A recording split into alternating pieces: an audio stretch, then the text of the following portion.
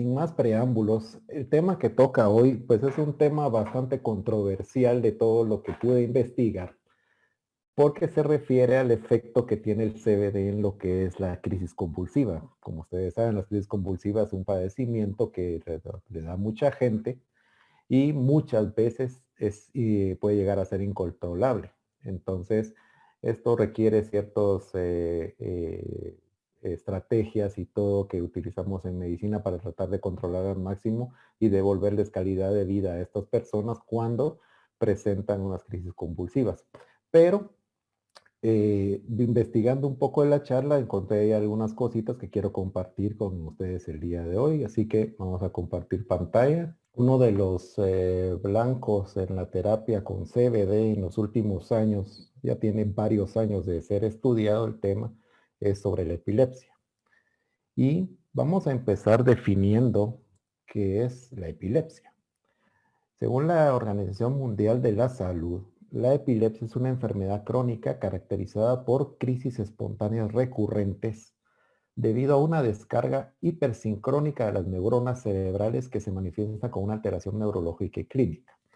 Poniéndolo de una manera más sencilla,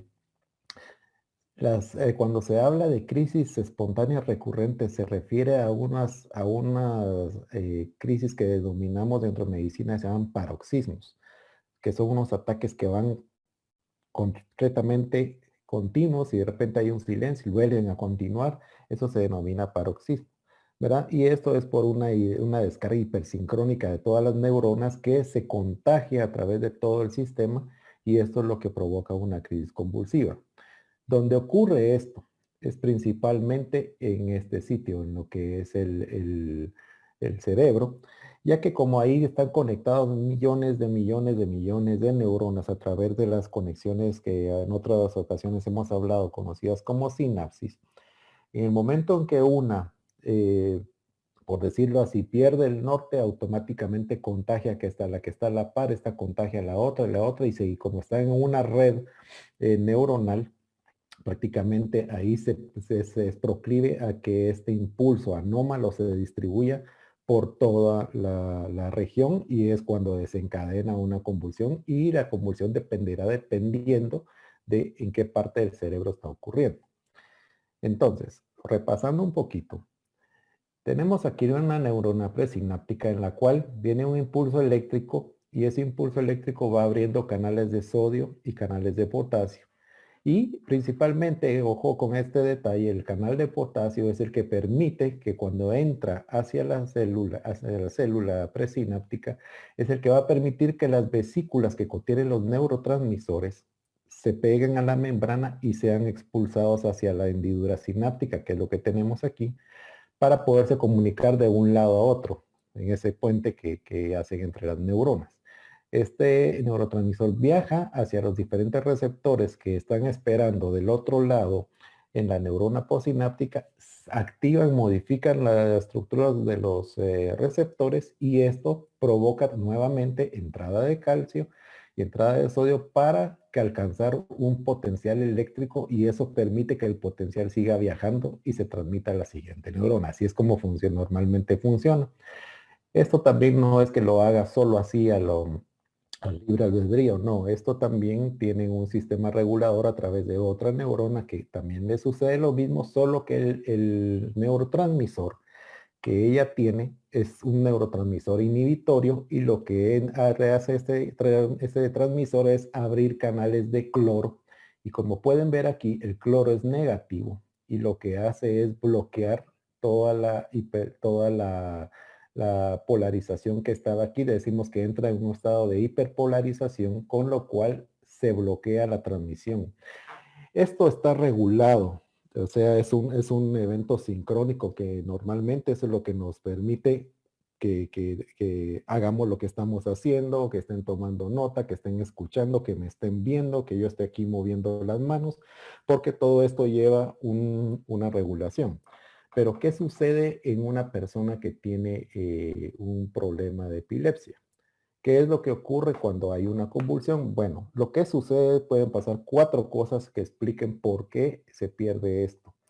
La primera es que puede ser un exceso de excitación neuronal por agentes neurotransmisores o canales iónicos. Lo que quiere decir esto es que llega gran cantidad de neurotransmisores o de excitación eléctrica a esta neurona y esto hace que se recluten más y más y más y más y entonces al hacer eso llega toda una oleada de neurotransmisores que prácticamente sobrepasan los mecanismos de inhibición. Entonces eso permite que la corriente siga de largo sin parar.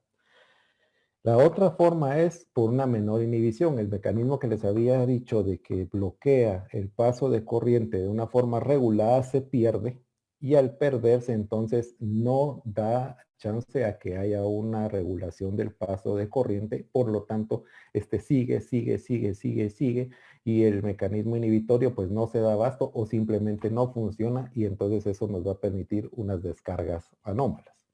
Lo otro son factores extraneurales, o sea, que cambian la excitabilidad de la neurona. La neurona es muy sensible, ellas solo con que la miren ya se pone a disparar porque es ultra sensible. Esto generalmente ocurre en aquellas personas que tienen un proceso ocupativo dentro del cerebro, sean tumores, parásitos, sangrados, todo lo que el cerebro le quita su espacio provoca que empuje la estructura y entonces ese empujón que le pegan al cerebro hace que se inflame y eso activa las neuronas y lo provocan con descargas eléctricas. Por eso es que muchas veces cuando a mi clínica llegan personas con historia de que han convulsionado de la nada, una de las principales sospechas clínicas es un tumor cerebral. Entonces eso es lo que nos permite a nosotros ir viendo en este tipo de pacientes más o menos hacia dónde orientar el diagnóstico o qué ir a buscar. Y lo otro es que suponiendo que ese tumor ya haya sido operado y digamos que es un tumor que haya invadido el parénquima cerebral y tiene ahí una parte donde para poder hacer una resección completa hay que sacrificar parte de esta área que es normal, pues quiera que no, quedan cicatrices. Y esas cicatrices muchas veces hacen conexiones aberrantes que lo que provocan es una hipersensibilidad porque al regenerarse y que hacer una conexión anómala, entonces está más que todo soltando chispas y eso lo que hace es contagiar a todo el vecindario de neuronas que está alrededor y se dispara una convulsión. Entonces, como pueden ver, hay diferentes formas en las cuales esto puede ocurrir. Y a mí mis pacientes siempre me preguntan, mire doctor, ¿y cómo es esto de las convulsiones y todo? Miren, les digo, esto como les explico es una actividad sísmica. Si lo queremos ver aquí, y aquí Guatemala se caracteriza porque es ser un país sísmico.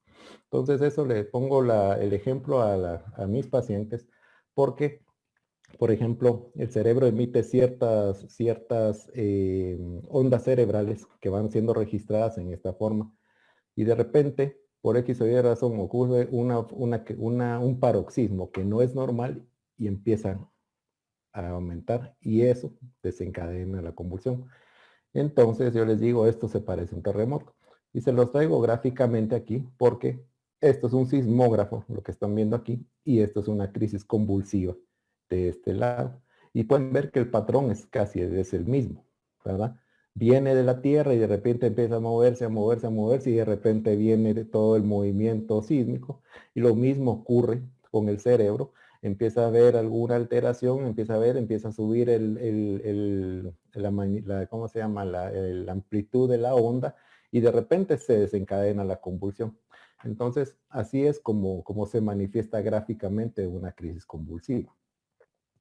Entonces, dentro de estas hay muchos tipos. Las principales son las crisis generalizadas, que son unas descargas de las neuronas de forma paroxística, como les venía explicando, y de una forma difusa, una forma general alrededor del cerebro, que no tienen un punto de partida. Y lo típico de esto es que la persona pierde la conciencia. Hay otro tipo de crisis convulsiva que no es de movimiento, sino que es que simplemente el paciente se desconecta. Aquí en Guatemala hay un dicho que se le dice se le va el pájaro y es un tipo de convulsión al cual se conoce como crisis de ausencia o ausencia típica. Y esto es de un comienzo y un final brusco y lo típico es Un caso que tuve hace mucho tiempo en la clínica, fíjese, doctor, de que voy en la camioneta y voy agarrado del tubo y ya tocaba mi parada y de repente cuando me di cuenta ya me había pasado 3 paradas. Y entonces digo yo, ¿y qué estaba haciendo? No, simplemente venía viendo la ventana y cuando sentí ya me había pasado 3 paradas. Entonces al hacerle un electroencefalograma, lógicamente lo que esta persona tenía una crisis de ausencia, ¿ya?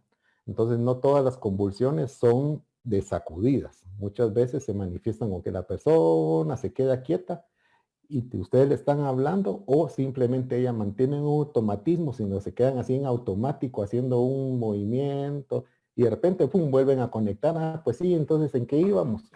Entonces, eso es lo típico de las crisis de ausencia. Las crisis atónicas son aquel tipo de convulsiones en la cual se pierde todo el tono muscular. Ustedes pueden estar hablando con una persona y de repente la persona se desploma enfrente de ustedes y queda toda aguada porque simplemente le fallaron las rodillas y se fue al suelo. Ese es otro tipo de crisis convulsiva. La crisis tónico-clónica, que son de las más comunes y esas las que son las que ustedes me imagino que han visto y si no la han visto pues les va a pegar un susto increíble, es porque hay una hipertonía muscular y esa persona se pone tiesa y empieza a tener unas sacudidas rítmicas y es una experiencia que ustedes se quedan espantados porque traba los ojos, echa espuma, se pone tensa. No sé, ¿cuántos de ustedes vieron la película El Exorcista? Que levanten la mano. Esa película que no la ha visto, por lo menos una vez en la vida se tiene que pegar un susto de muerte con esa película.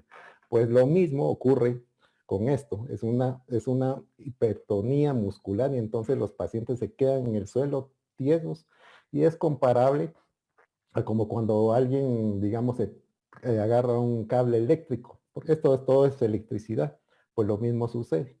Y el estatus epiléptico, esto es una emergencia médica, es un tipo de crisis convulsiva de las anteriores, pero el problema es que, por ejemplo, una crisis convulsiva puede durarle segundos o puede darle minutos. Y después de eso la persona empieza a recobrar el conocimiento poco a poco. En el estatus epiléptico, simplemente la persona ni se ha terminado de despertar o recuperar cuando ya viene la siguiente convulsión y vuelven a seguir convulsionando y no paran y no paran y puede durarles muchos minutos. Y eso es una emergencia médica. Entonces, los síntomas de que acompañan a esto, siempre van a encontrar ustedes la típica persona que dice, mira, estás oyendo eso que está sonando. Y uno se queda, ¿qué cosa? Eso que está sonando. No, o mira, sentís este olor raro que está por aquí, ¿qué es lo que está oliendo? O mira, esos luzazos que tengo. Y a los momento empieza a convulsionar. Eso es una percepción de un evento que se denomina aura. No todas las convulsiones la tienen, pero muchas personas las manifiestan. El aura es como un aviso de que una convulsión viene en camino. Entonces, cuando ustedes estén cerca de una persona que empieza a hacer cosas raras o algo y ustedes saben que esa persona tiene un antecedente de una crisis convulsiva, entonces simplemente recuerden esta palabra, porque ya saben que el terremoto viene después. Entonces, ¿cuáles son los síntomas que van a manifestar? Una confusión temporal, la persona empieza como así como que, bueno, así toda intranquila, se empieza a quedar así toda rara. Vienen los episodios de ausencia que de repente le están hablando y ella como que se queda viendo el infinito y le chasquean los dedos y todo y no se inmuta, ¿verdad? O de repente empieza con ciertos movimientos. Hay unas que son parciales en las cuales las convulsiones no lo llevan a la inconsciencia, pero pueden ver que hay una extremidad que está convulsionando a un ritmo. Eso también son movimientos esporádicos incontrolables y se llaman crisis parciales. Las pérdidas de conocimiento, lo que estábamos hablando, simplemente la persona se desmaya, puede que esté comiendo con ustedes y de repente se entra en una convulsión, se desmaya. O los síntomas de estos inexplicables que de repente empieza con un miedo, empieza con una angustia o empieza con un déjà vu. Entonces todos esos son síntomas provocados por un foco epileptógeno que se está activando y está contagiando a todas las demás neuronas. Bien. Y el tratamiento que hacemos para esto habitualmente, la gran mayoría es con medicamentos y muchos de estos pacientes se logran controlar. Sin embargo, hay un pequeño porcentaje donde las convulsiones simplemente tienen que requerir varios tipos de medicamentos porque no se controlan solo con uno y entonces es cuando el neurólogo empieza a hacer una mezcla de uno, una mezcla de otro, esto, y entonces esto hace que el paciente tome 2, 3 medicamentos al mismo tiempo para lograr controlarse. Y muchas veces así persisten las crisis convulsivas. Cuando ya llega un momento en que ya son crisis que son intratables, entonces hablan al servicio de neurocirugía, ¿cómo se llama? Para hacer el tratamiento de cirugía de epilepsia. La cirugía de epilepsia es una subespecialidad dentro de mi especialidad en la cual se dedica única exclusivamente al tratamiento quirúrgico de esto. Y entonces, como ven ustedes en la foto de abajo, ya se hace un mapeo cerebral, se empieza a localizar dónde está el foco neurológico que está provocando la crisis convulsiva y se procede a operar para extirparlo y con eso minimizar las convulsiones. Es un tipo de cirugía muy bonita, muy avanzada y esto, digamos que es el último paso para una persona que tiene crisis incontrolables. También aquí se utilizan ciertos aditamentos como una especie de marcapasos que estimulan, tiran descargas para contrarrestar las descargas convulsivas y hay mucha tecnología envuelta en todo esto. Esto es cultura para que ustedes un día no se van a pegar un susto y siempre sepan qué hacer si una persona convulsiona enfrente de ustedes. Lo primero, mantener la calma, ¿ya? Porque he visto mucha gente de que entra a una crisis convulsiva y lo que empiezan es pegar gritos y armar aquel escándalo y contagian a todo el vecindario y dejan tirado a la persona ahí que está convulsionando. Entonces, guarden la calma, vean cómo está la situación, analícela, llaman al servicio de emergencias inmediatamente en lo que la ambulancia llega, ustedes empiezan a practicar los primeros auxilios. ¿Y qué deben de hacer en una persona que está convulsionando? Pues simplemente pueden pasar dos cosas. Si la persona empieza con las auras y empieza a sentirse mal, lo que tienen que hacerla es decirle, mira, sentate o acostate, ponete de lado, aflojate un poco la ropa, siempre y cuando todavía haya señal. Porque si esa persona de repente empieza a convulsionar, ya no les va a escuchar ni nada, entonces siempre lo que tienen que hacer es poner a la persona boca abajo y mantener la cabeza de lado. Nunca vayan a poner a la persona boca arriba por una sencilla razón. Porque si esta persona estuvo ingiriendo alimentos o tiene algo metido en la boca y la dejan boca arriba, en el momento que convulsione se le puede ir hacia la tráquea y puede morirse asfixiada. O puede hacer de que vomite y entonces eso se le vaya a la tráquea y vuelva ¿cómo se llama?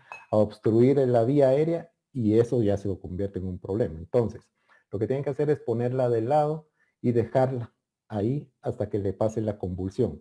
Lógicamente, si es un estatus epiléptico, pues hay que ahí sí que pedirle a Dios que se controle mientras llega la ambulancia con los medicamentos para parar la convulsión. Y algo importantísimo, nunca, nunca, nunca le vayan a introducir los dedos a la boca. Ah, es que tiene algún chicle y ahí primero traten de abrirle la boca a alguien que está convulsionando. Y segundo, si se la logran abrir y le meten los dedos, se van a quedar sin dedos, porque es tanta la fuerza cuando es una convulsión y se contraen los músculos de la mandíbula con una fuerza tan grande que le pueden cortar a uno los dedos. Entonces, por eso les digo, nunca le vayan a introducir los dedos en la boca. Si tienen algo ahí que le pudieran, algo, un palo, alguien dice una billetera, tampoco algo que se vaya a quebrar, porque si no ustedes mismos les van a meter los objetos en la boca, solo para que, dicen, para que no se muerdan la lengua. Es inevitable que se muerdan la lengua. Lo más apropiado es ponerlos boca abajo y la lengua ahí se va a ir hacia adelante, entonces eso se va a minimizar. Entonces, ¿dónde entra el CBD en esta situación? Como ya hemos visto, pues hay convulsiones en las cuales muchos de los tratamientos habituales que uno hace simplemente ya no funcionan.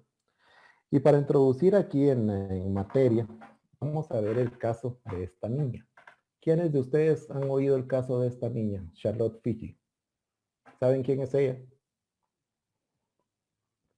Charlotte Figi era una niña de 6 años que presentaba 300 convulsiones semanales. Empezó con ese problema, los papás no sabían qué era, los médicos no sabían qué era, la empezaron a llevar a diferentes lugares para ver qué era lo que le estaba pasando a esta niña, porque nadie le atinaba qué era lo que estaba dando. Y todo comenzó con el primer ataque, según cuenta la familia, el primer ataque le duró 30 minutos sin parar, ¿verdad? Esto es una crisis, un estatus epiléptico, era lo que yo les decía anteriormente. Para hacerles corta la historia, después de muchas vueltas dieron con el diagnóstico, el síndrome de Dravet. El síndrome de Dravet es una epilepsia mioclónica infantil caracterizada por este tipo de convulsiones que son una tras otra, es una serie de convulsiones constantes y pues, como pueden ver esta niña tenía 300 a la semana y desgraciadamente es intratable. Entonces, ¿qué sucede con esto? Pues esta niña, la historia cuenta de que los padres en su desesperación hicieron todo lo que podían para ver de qué forma le paraban las convulsiones porque no tenían calidad de vida y escucharon por ahí referente a lo que era el cannabis. Entonces empezaron a investigar esa línea y al final alguien accedió a hacerle aceite de cannabis. Entonces se le empezó a tratar con eso y prácticamente empezaron a notar que a la hora las convulsiones habían reducido bastante considerable, a las 2 horas nuevamente se habían reducido y después se dieron cuenta de que mientras más usaban, y en concreto era el CBD, mientras más CBD o la dosis se le iban aumentando, se dieron cuenta que las crisis convulsivas fueron disminuyendo y fueron disminuyendo a lo largo del tiempo. A tal punto que al utilizar esta dosis con ella y este producto, resulta de que esta niña nuevamente volvió a hablar, volvió a caminar, volvió a interactuar con las personas, llegó a montar caballo, llegó a montar bicicleta. La historia refiere de que tenía una que otra convulsión por la noche, pero ya no aquellas sacudidas que presentaba semanalmente. Y marcó un punto o abrió una puerta de la investigación médica sobre lo que es el CBD en la crisis convulsiva. A tal punto que la cepa de donde se extrae el CBD para esta niña se denominó la red de Charlotte Web, hasta el día de hoy. Desgraciadamente, esta niña falleció el año pasado, víctima de una infección pulmonar que le dio a toda la familia, pero no fue diagnosticada de COVID. Y el legado que dejó esta niña fue la apertura de la ciencia a lo que era el acceso al el estudio del CBD en las crisis convulsivas intratables. Ese fue el legado que dejó esta niña, que fue la que se le dio eso. Y de esta cuenta fue que nació este producto que se llama Epidiolex, que ya lo han escuchado en algunas otras veces, que es un cannabinoide sintético que se utiliza mucho en Estados Unidos para cierto tipo de tratamientos en cuenta lo que es las crisis epilépticas intratables. Entonces, para que entiendan cómo es que funciona, por si alguien les pregunta, recordemos que el CBD normalmente actúa en sus receptores CB1, CB2. Lo que sucede en cómo funciona el CBD en la crisis convulsiva no es a través del sistema endocannabinoide. No va ahí a actuar esto, sino simplemente el CBD se descubrió que actúa en otros tipos de receptores que también tenemos en diferentes partes del cerebro. Entonces uno piensa, si es que el CBD va hacia el CB1 o al CB2, sí, lo hace. Pero cuando se trata de crisis convulsivas no va ahí, sino simplemente se desvía a otro tipo de receptor que también ya se está considerando que actúan de cierta forma estimulados por la molécula de CBD para desencadenar al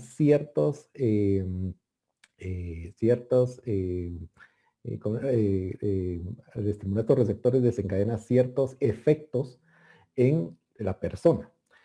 Y hablando de principalmente las crisis convulsivas, se han hecho muchos estudios al respecto. Por ejemplo, tenemos este estudio del 2019 y aquí donde habla básicamente, si ustedes pueden leer ahí, aquí tenemos todos los tipos de receptores que influyen en lo que es el tratamiento de una crisis convulsiva con CBD. Y si se dan cuenta, la gran mayoría, por eso les decía, la palabra clave ahí era la entrada de calcio. El CBD lo que hace a través de estos receptores es bloquear la entrada de calcio para neutralizar la carga eléctrica en en la neurona posináptica, con lo cual se disminuye el impulso nervioso. En otro tipo de receptores, como los vemos aquí, también lo que hace es disminuir esa excitación que tiene la célula, que está toda excitada, y al actuar sobre este tipo de receptores desencadena un movimiento de neurotransmisores que hace que eso se pare. Entonces, el CBD, como actúa en una crisis convulsiva, es modificando lo que es la transmisión de la señal eléctrica, disminuyendo la excitación. Así es como actúa el CBD dentro del cerebro para bloquear lo que es una crisis convulsiva.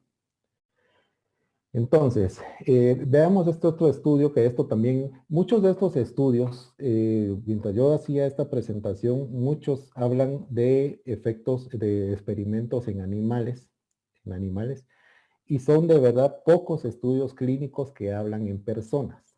Y para dejar claro el asunto, generalmente los estudios clínicos que hablan de pacientes que han utilizado esta molécula se han utilizado solo en dos condiciones: el Lennox-Gastaut, es otro tipo de epilepsia refractaria, y el síndrome de Dravet, que les estaba explicando hace un rato, que son convulsiones intratables, para que quede claro. Entonces, por ejemplo, este estudio lo tomé de muestra, se utilizó en 15 pacientes, ¿verdad? Y aquí se hizo un estudio observacional a través de la cuidadora del paciente cuando se le administraba las gotas de CBD, a ver qué era lo que pasaba en él, qué cambios miraba, etcétera, etcétera. Y lo que sucedió fue que en estos pacientes pueden notar ustedes que hay una gran mejoría en ciertos parámetros que habían tomado dentro del estudio, como son el nivel de alerta, el lenguaje, la memoria, las habilidades motoras, inclusive el sueño.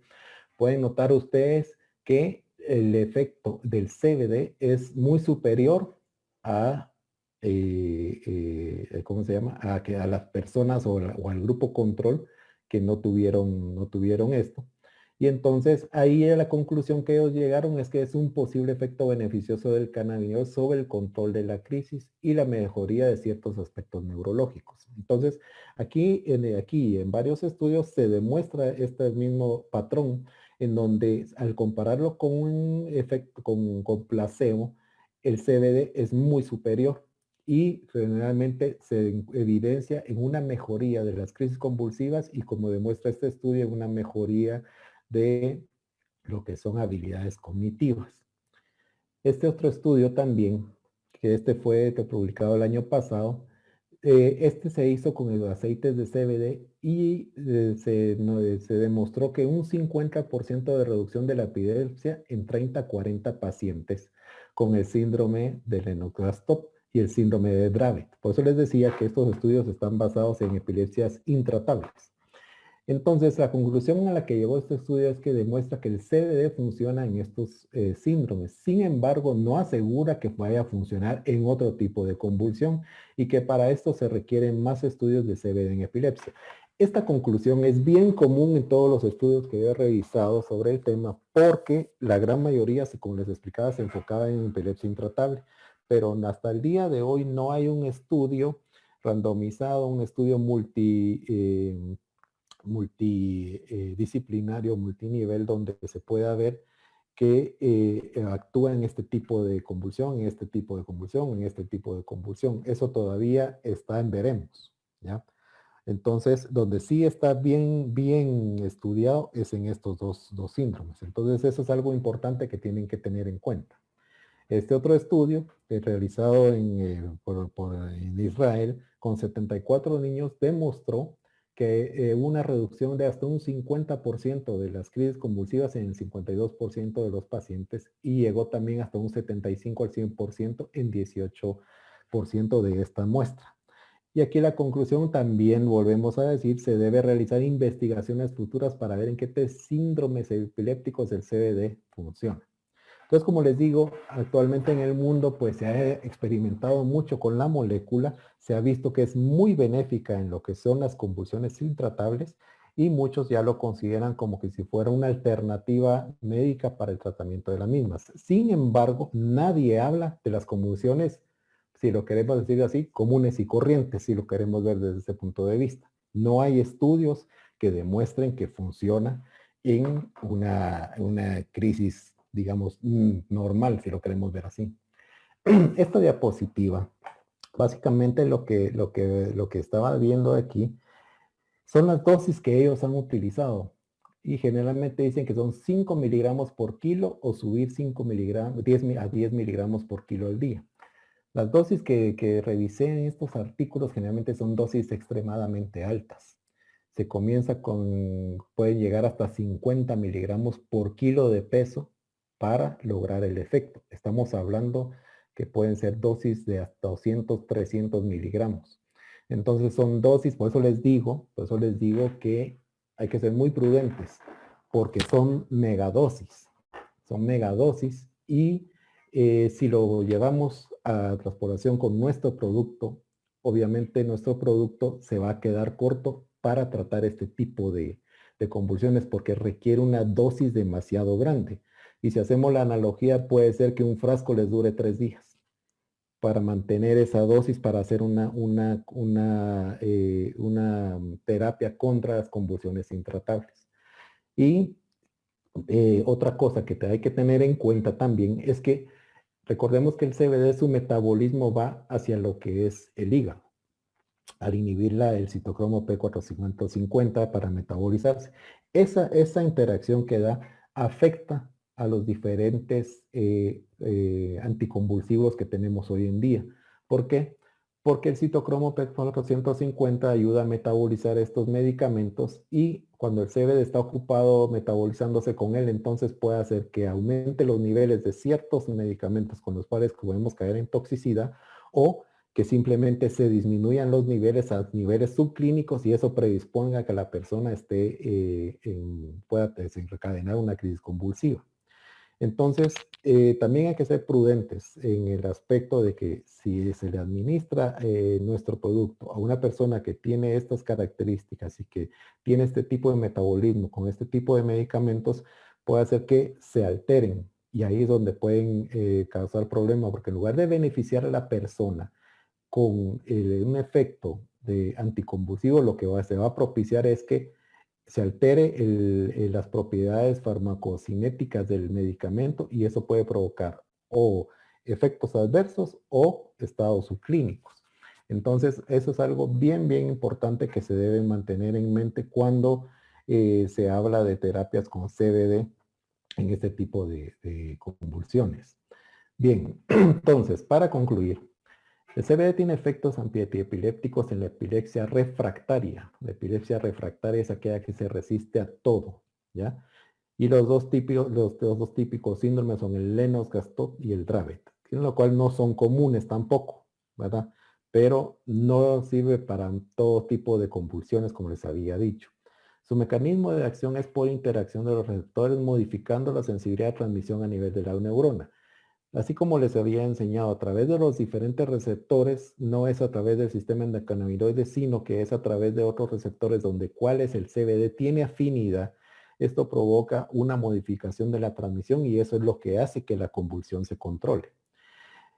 Se deben realizar más estudios clínicos para determinar en qué tipo de crisis epiléptica funciona, las dosis y otros estudios también hablan de qué efectos tendrá a largo plazo, porque recordemos que muchas veces la persona que es epiléptica de por vida en muchos casos, entonces está obligada a estar tomando tratamientos constantemente. Y no hay estudios que evidencien qué pasaría si se mantiene CBD por años, ¿verdad? Porque esto es muy diferente a, por ejemplo, nosotros que lo tomamos como suplemento para mantener la homeostasis, podemos hacer las pausas y volver a empezar de cero, etcétera, y para mantener, entonces vamos así a lo largo del tiempo. Pero ¿qué pasa con este tipo de personas? Ellos no pueden dejar de tomar esto porque eso implicaría empeoramiento de las crisis convulsivas. Pero también no hay estudios que digan que a largo plazo o que se haya tomado durante largo plazo los efectos que va a provocar esto. Hay algunos estudios que hablan de que unos efectos que se han visto con dosis altas de CBD en este tipo de pacientes son entre lo que es dolor de estómago, diarrea, somnolencia, confusión. Son estudios, pero si cuando uno mira esas dosis tan altas, entonces dice, pues sí, lógicamente algo de esto tenía que tener, porque la cantidad de CBD que se está manejando es una dosis muy alta y esto puede provocar los efectos adversos que les estaba mencionando. El CBD, por efecto sobre el citocromo P450, afecta el metabolismo de medicamentos anticonvulsivos. Entonces, aquí la situación es eso, que yo les decía que porque compiten por el mismo punto los medicamentos y el CBD para metabolizarse, el que llega primero es el que le toca, así de sencillo. Y si el CBD llega al hígado a metabolizarse, pues lógicamente los demás quedan en cola y eso puede predisponer a que los niveles se aumenten o se disminuyen de ciertos medicamentos y eso podría provocar o una intoxicación o una nivel subclínico, con lo cual no va a ser el efecto que está esperando hacer. Y únicamente un profesional con experiencia en epilepsia y cannabinoides puede prescribir que el CBD para tratamiento en epilepsia.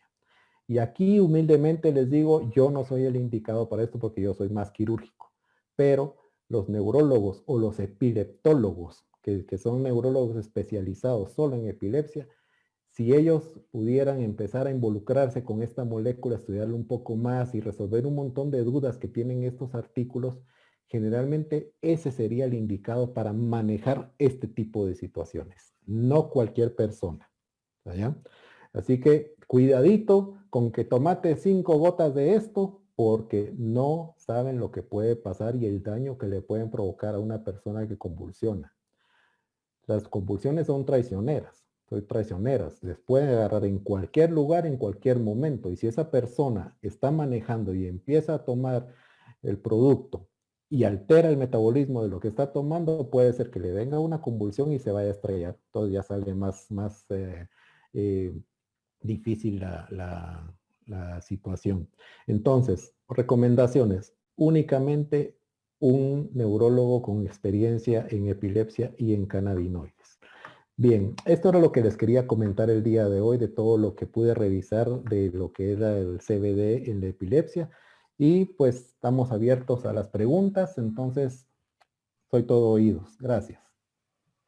Doctor, muchas gracias. Definitivamente qué calidad de información la que hemos recibido el día.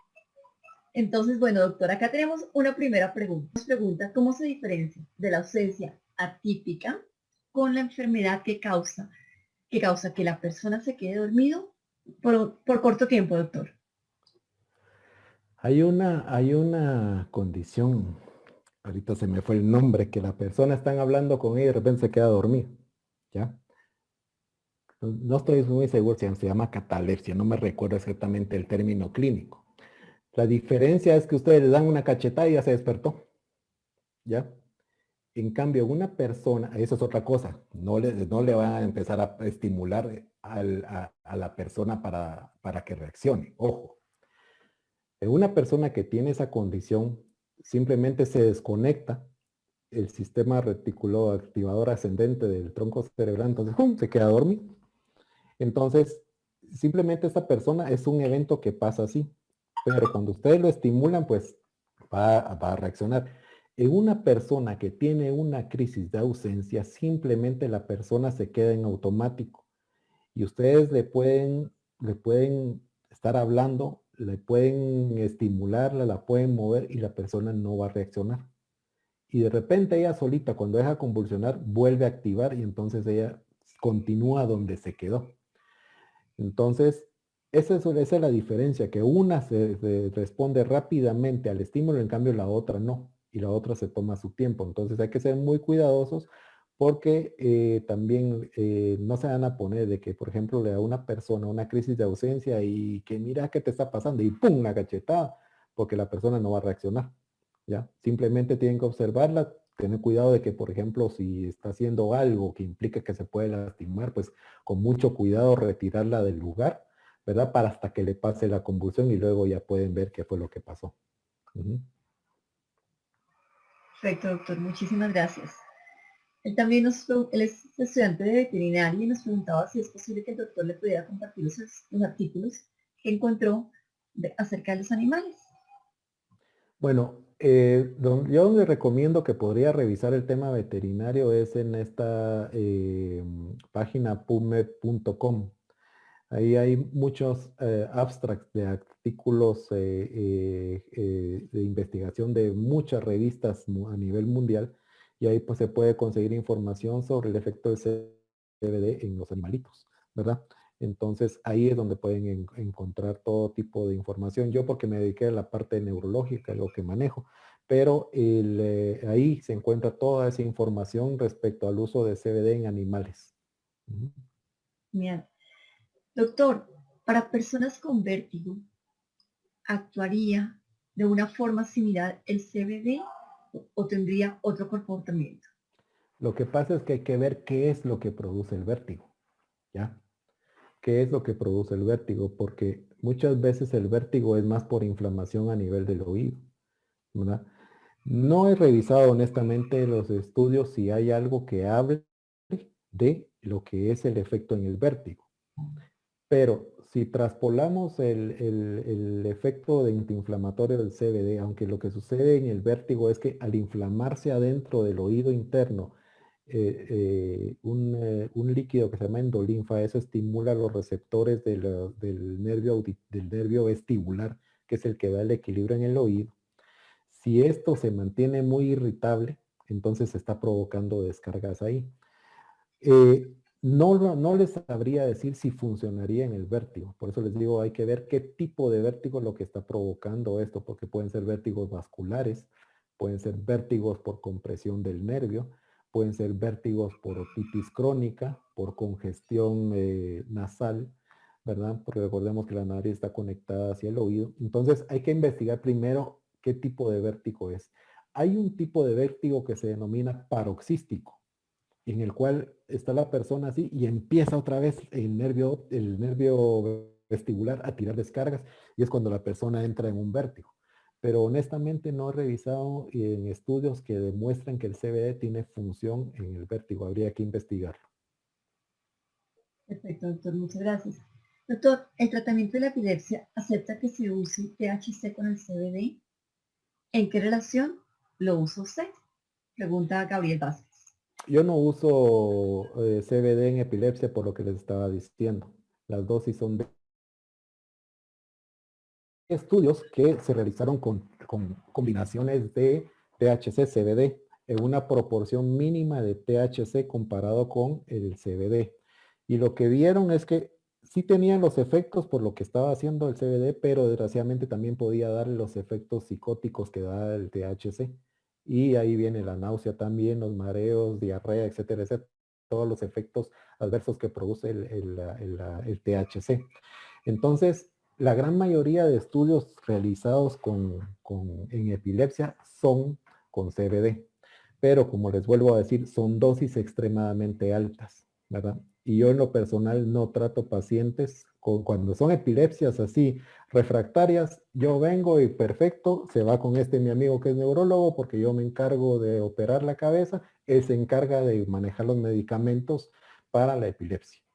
Entonces, mi recomendación, no se metan a tratar este tipo de pacientes si no tienen experiencia.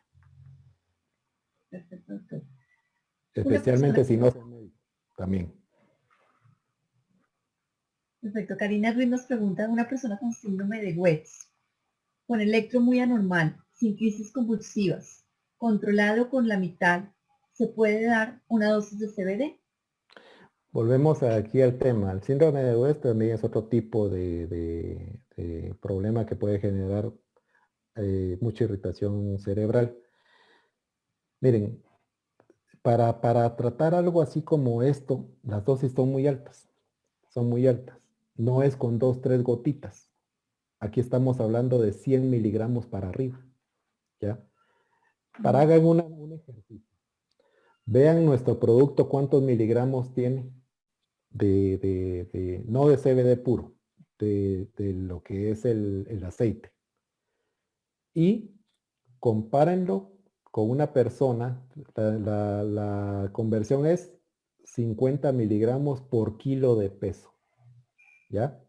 Hagan la conversión y se van a dar cuenta la cantidad de producto que tendríamos que darle. Prácticamente un frasco de 30 ml le durará 3-4 días. ¿Creen ustedes que la persona tiene, si lo ponemos en comparación con medicamentos antiepilépticos, suficiente solvencia económica para mantener una dosis así de por vida? Esas son las cosas que hay que pensar. Por eso yo les ponía la imagen del Epidiolex. El Epidiolex tiene 100 miligramos por mililitro. ¿Ya? Entonces, ese fue el que se diseñó para contrarrestar ese tipo de problemas, porque las dosis son bastante altas y esos permiten dar mantenimiento o titulación, así como hacemos nosotros con las gotas, ellos lo hacen con este medicamento.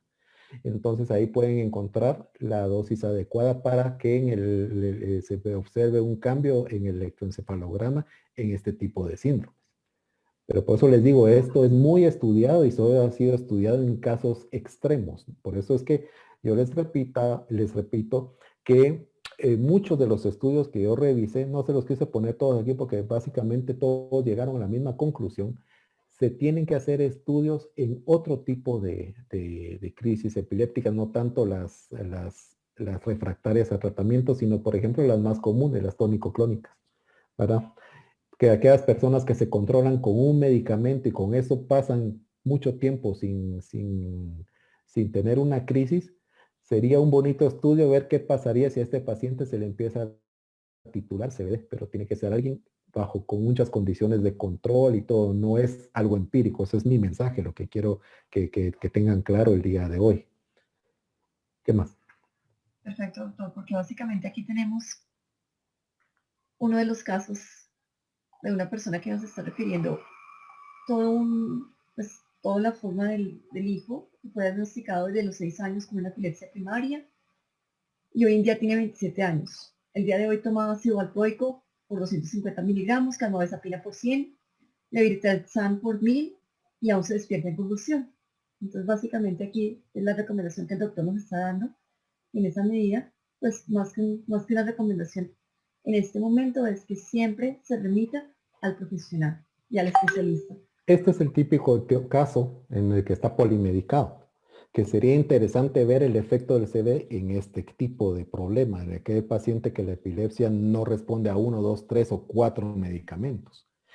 Entonces, aquí es donde uno diría, sí, podría funcionar como alternativa A, ¿verdad? Pero primero hay que ver quién lo hace y segundo, contar con las dosis adecuadas.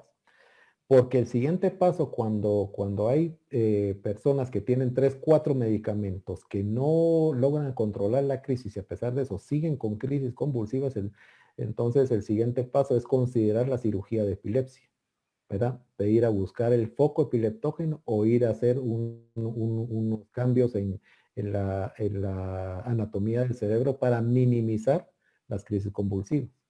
Pero este es el típico caso en el cual se podría beneficiar del CBD siempre y cuando hayan estudios que lo demuestren. Y lo interesante de eso es la dosis que se va a necesitar, ¿verdad? Por eso yo les recomiendo pues que se acerquen a su neurólogo y platiquen del tema de esto para motivarlos a ellos a investigar más sobre esta molécula. Perfecto, doctor. Ya para terminar tenemos 3 preguntas. La primera de ellas es, una persona diagnosticada con CIDP o polineuropatía desmielinizante inflamatoria crónica, ¿puede consumir CBD? Miren, aquí es una buena pregunta porque no he encontrado si el CBD restaura la vaina de mielina, porque aquí el problema es una desmielinización. La desmielinización o los trastornos de mielina se tratan con B12 muchas veces, no con CBD, ¿ya? Entonces, yo creo que en una situación así, que donde la vaina de mielina de la neurona está alterada, creo que ahí no funcionaría y no he visto algún estudio que lo demuestre, que restaura esa vaina para poder continuar, ¿verdad? Yo creo que en esta situación es algo que ya está demostrado científicamente, es que la vitamina B12 ayuda a regenerar esa vaina. pero también depende de qué es lo que le está afectando. Por ejemplo, los diabéticos, con las neuropatías diabéticas, los pacientes con cáncer que se les ha dado quimioterapia y se ha provocado neuropatías. Yo he tenido algunos casos que se ha agregado algo para dolor y de base también les he recomendado utilizar B12 y, y al poco, no al poco tiempo, sino con a lo largo del tiempo se ve que esa sensación de quemadura y todo eso va mejorando. Ahora, si es algo genético, ahí sí es algo difícil, ¿verdad? Porque no hay estudios que lo evidencien. Perfecto, doctor. Bueno, acá nos preguntan.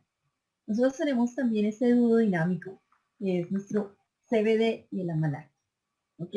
Ahora, respecto al Amalaki, el Amalaki puede ayudar, puede ser un coayudante para tratar la epilepsia.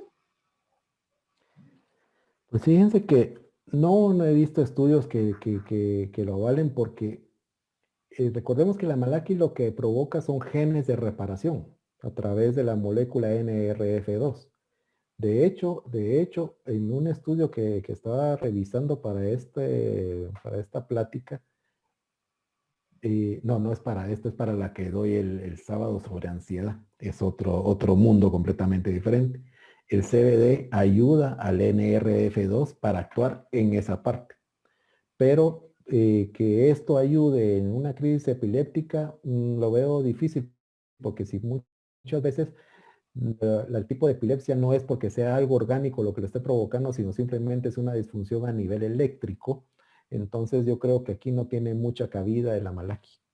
Nos puede servir para otras cosas, por ejemplo, aquella persona que está polimedicada y que pues está con gastritis y esto, entonces para ir restaurando todas las células del estómago, todo lo que sea de soporte, sí, pero para lo que es la actividad eléctrica creo que no hay estudios que lo evidencien.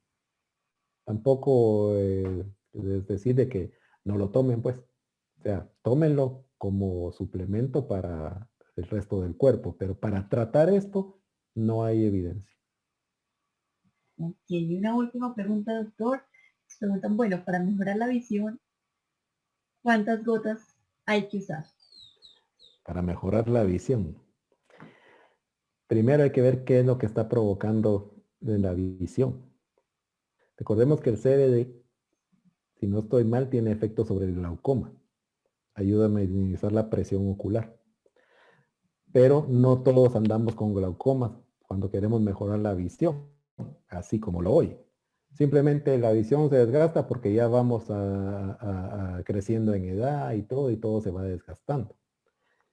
No hay un efecto sobre que empiezo a tomar CBD y desde aquí en adelante ya no uso anteojos.